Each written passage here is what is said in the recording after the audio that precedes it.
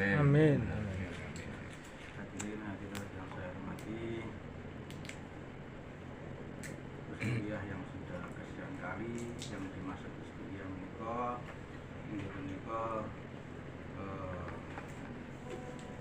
tuntunan beliau mu'alif al-mujaddid wa sahabat zaman Romo Yai Abdul Majid Ma'ruf wa jazakallahu khairan wa radhiyallahu anhu, yang termasuk tanda kedua atau rutinitas aktivitas yang dijalankan seorang pengamal sholawat wahidiyah. Ini punika yang terkecil yaumiyah, usbuiyah. Ini punika setiap minggu sekali, syariah sebulan sekali, terus rubuh sana atau triwulan 3 bulan atau 14 kali. Setelah itu nisfu sana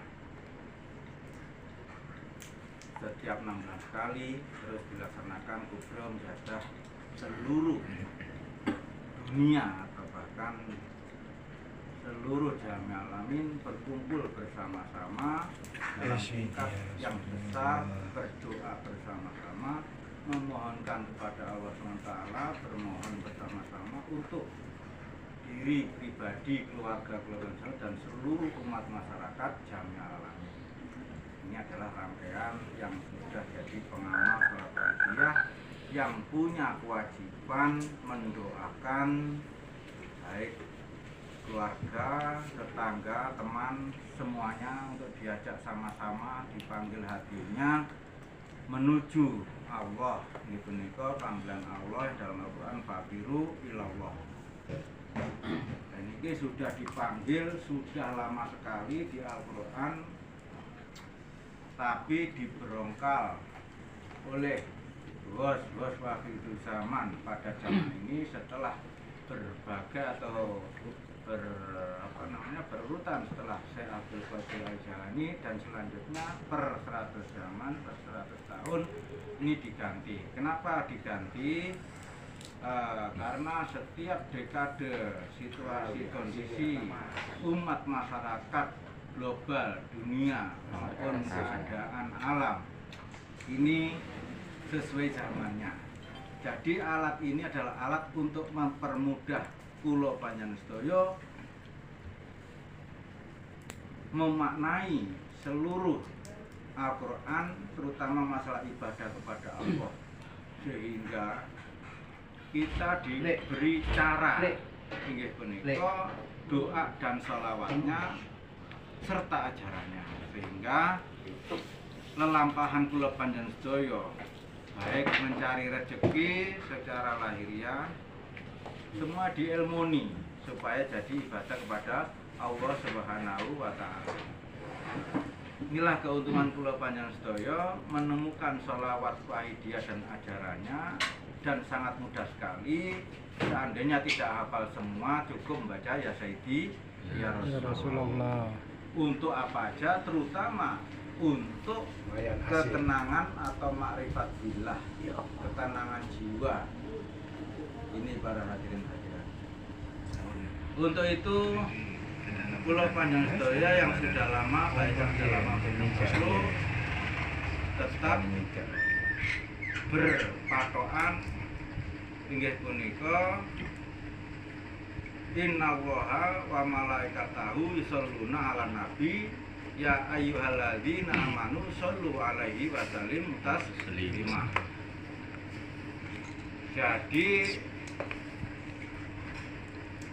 Allah berfirman ngajak orang iman, ya ayyuhalladzina amanu itu orang iman. Tidak ya ayyuhalladzina musyrikun atau orang yang musyrik, tapi ini orang yang iman kepada Allah Subhanahu wa Ta'ala dan iman kepada Rasulullah SAW atau Nabi Muhammad dan seterusnya. Untuk langkah-langkah orang iman ini yang terjadi sekarang ini, kalau nggak dikatakan iman juga pasti marah. Tapi apa yang kenyataan yang ada ibadah pada Allah ini, terutama sholat ini sangat sulit sekali kalau kita tidak dituntun dengan alatnya, sholawat, terutama sholawat dan doa yang mengarah ketauhidan kepada Allah. Otomatis sholat kita juga tidak akan bisa khusyuk atau tidak akan bisa nyembah Allah yang sebenarnya Allah Subhanahu wa Ta'ala. Tapi nyatanya kulo sendiri ini kalau sholat tetap ingat keluar masuk di pikiran itu kadang anaknya, kadang pekerjaannya, kadang tagihannya. Ini masuk tanpa disuruh, tahu-tahu masuk.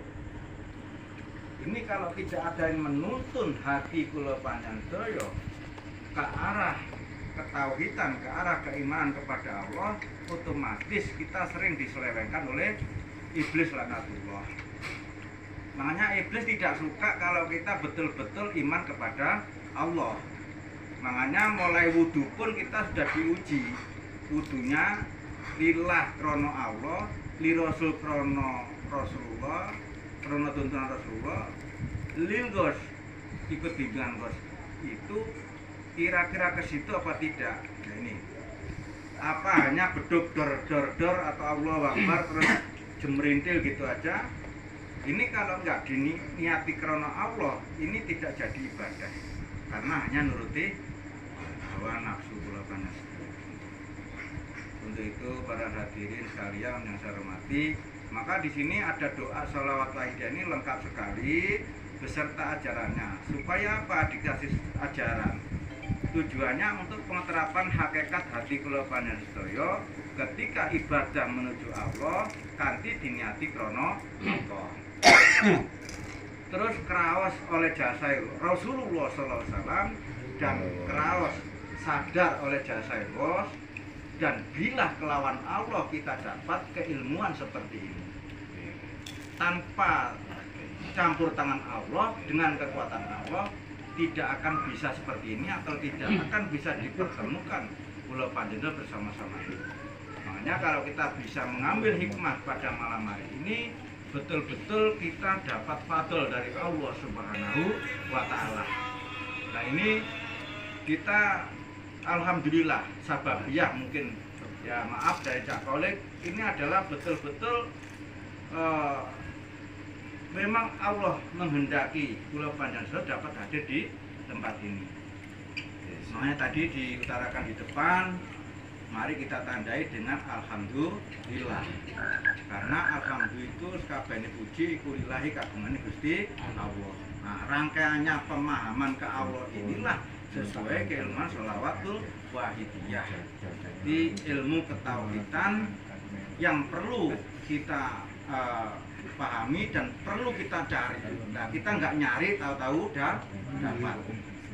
Para hadirin sekalian yang saya hormati, ya saya berharap baik pengamal baru maupun pengamal yang sudah lama tetap kita jangan bosan-bosan dan perlu kita tetap waspada. Bahasanya iblis tidak mau orang itu dekat atau paham dengan Allah.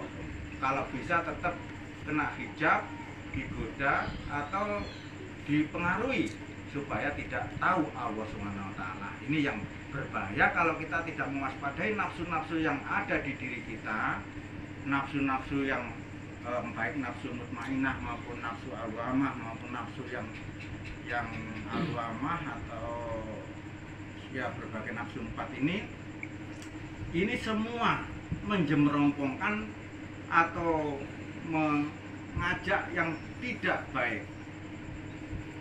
Kenapa?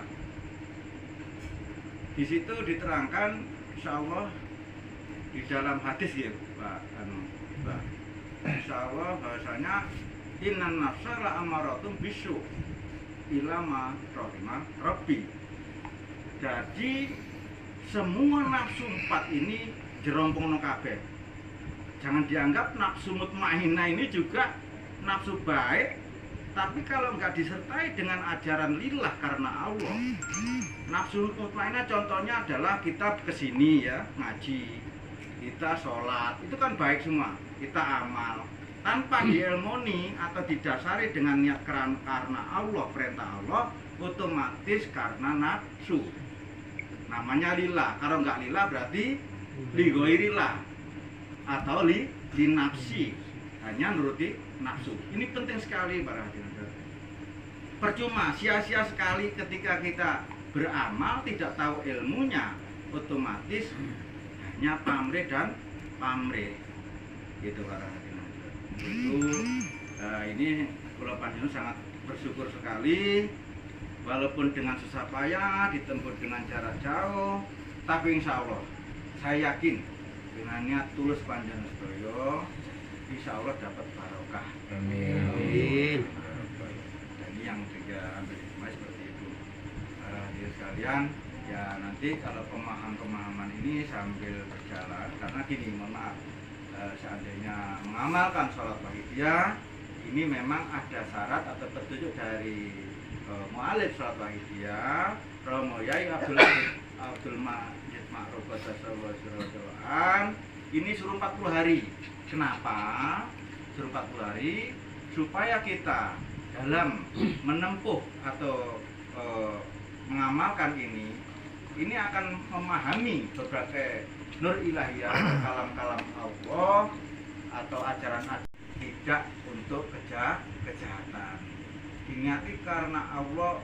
Contoh, saya mujadah, saya membaca ya Sayyidillah, saya pengen rezeki saya banyak, tapi didasari karena Allah. Gitu. Jadi terus gitu. Saya pengen anak saya jadi solehah.